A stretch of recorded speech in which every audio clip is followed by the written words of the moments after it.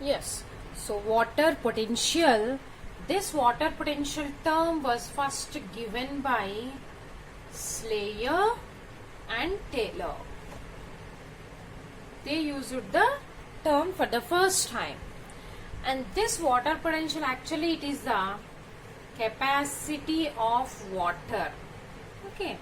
So capacity of water to move. Generally water move from one place to the other place, they will move. So that potential, that capacity of the water for the movement is called as a water potential, and it is represented with a letter that is psi. This is the psi symbol. So water potential is represented with the psi. Okay. And the movement of water, actually water particles will be here, so they will move from one region to the other region. So the moving particles, they will have a kinetic energy. They will have the kinetic energy. Okay. So for example, let us assume, so in a container, if we take the water molecules, yes, these are the pure water. Pure water means higher concentration of the water. They will have higher concentration. Okay. So in another container, if we take a solution we know that is a combination of solvent. Solvent here is nothing but the water. Yes. And solute. Okay, ma. So that solute, it may be sugar, it may be salt, right? So if we had here salt, okay, so that means a solute we added, so that we call it as a solution, right? So this is the pure water and this is the solution. So the rate of concentration in the pure water is more than the solution, because after addition of the solute, the water potential will decreases. Is it clear? The water potential will decreases when we add the solute. So in this container, water concentration is more, so solute concentration is less. But in the other container, water concentration is less and solute concentration is more. And water concentration will decreases if we increase the solute concentration. Okay. Then what about the water potential? So water potential of the pure water is higher than the solution. Okay. So that means pure. So the water potential of pure water will be maximum. So that maximum value here is pure water. Water potential, it is represented with a psi, that is 0. Okay. If we add the solute, the water potential will decreases, right? So it will decrease. So the value will be -1. That means -1 or -2 based upon the solute concentration, the negative value they will come. Is it clear? So if we take a container and it is separated with a membrane, so assume that as a plasma membrane, right? So in this container we took the pure water, and in this container we took a solution. Okay, solution which will have the solute particles, right? So this will have the higher water potential and this will have the lesser water potential, right? So water concentration is more and on the side of water concentration will be less. And we know that plasma membranes will have the porins. That means they have a proteins. Yes, proteins will have a small pores on both the sides on this membrane. in every cell the membrane contains these porins. So through these porins the molecules may enter into the cell, or from the cells they will move outer side, right? So those porins are present. So here the movement of water will takes place from this container. For example, we assume that it is a A and it is a B container. So in which direction the movement of water will takes place? Through this plasma membrane. So that is the osmosis, right? Nothing but the osmosis. So osmosis definition, we know that from the higher concentration to the lower concentration of water, the movement will takes place through a plasma membrane, right? So from the A cell to the B cell, the water potential is higher in the A and it is less in the B. So the movement of water takes place from A to the B region. The water potential, it is measured in, it is denoted with psi, we know that. So it is measured in bars or megapascals. Okay, so here this bar or megapascals are the pressure units. Pressure units. So this pressure unit will equals to 0.987 atmosphere. Okay, so one pressure unit equals to 0.987 atmospheric units. So the water potential of the solution can be determined. The water potential of a solution, okay, of a solution is using by pure water. It is determined as a standard or the reference. So we know that it is the 0, right? So water potential of the pure water is 0. So based upon that, by the addition of the solute particles, this will reduces. This will reduces. So it will give the negative value. And here water potential break down into two components.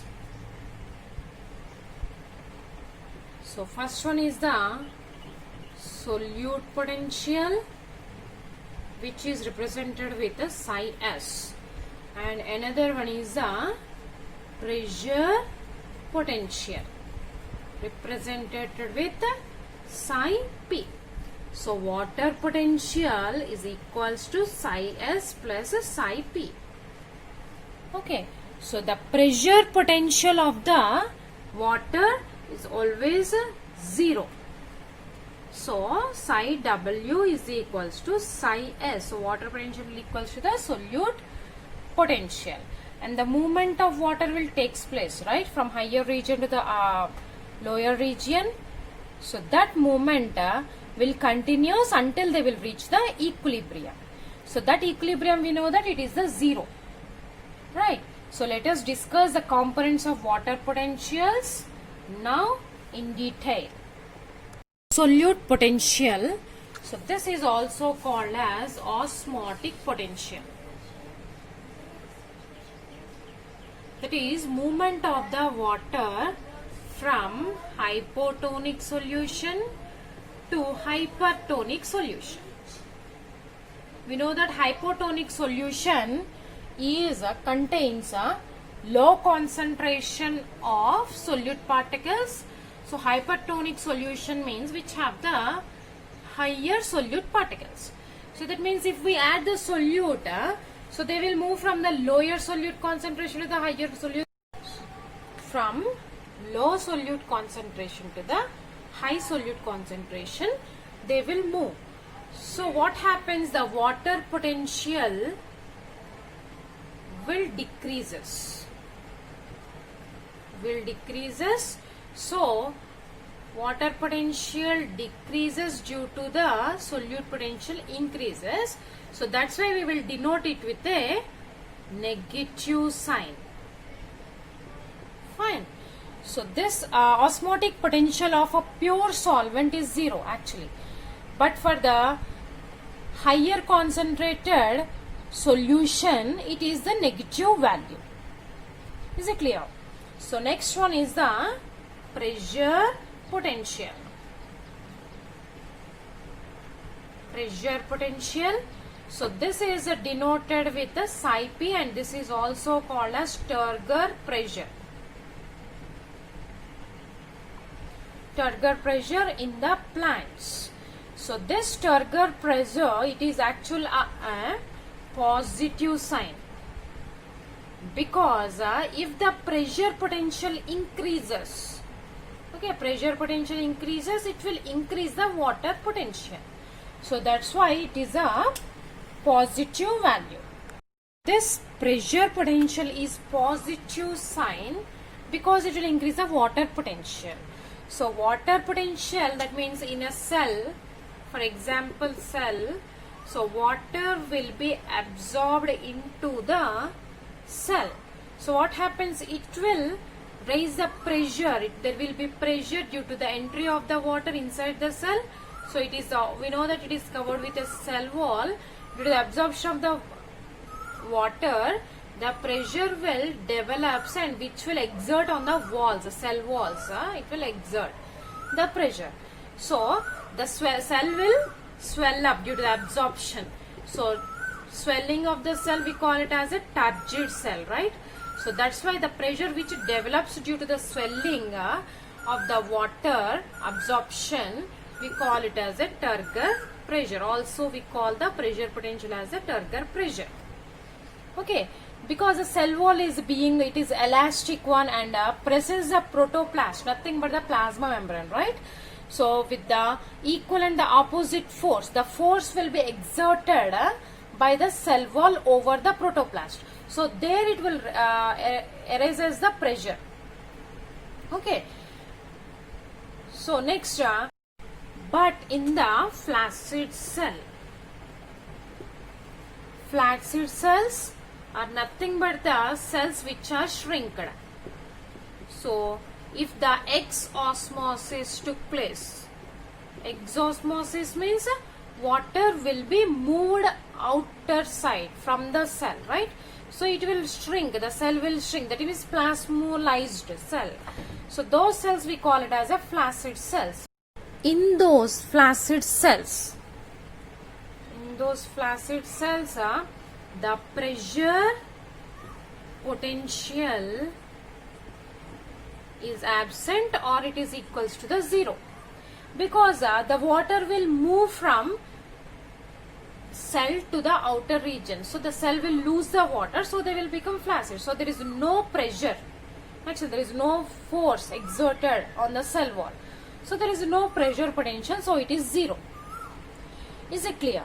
So water potential is equals to solute potential, because in the flaccid cells it is 0.